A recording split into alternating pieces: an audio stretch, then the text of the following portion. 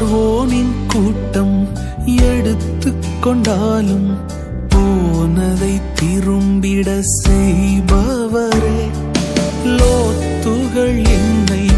பிரிந்து சென்றாலும் திசைகளை எனக்காக திறப்பவரே, பாதைகள் தெரியாத நாட்களிலே வார்த்தையால் வழித்தடம் அமைத்தவரே,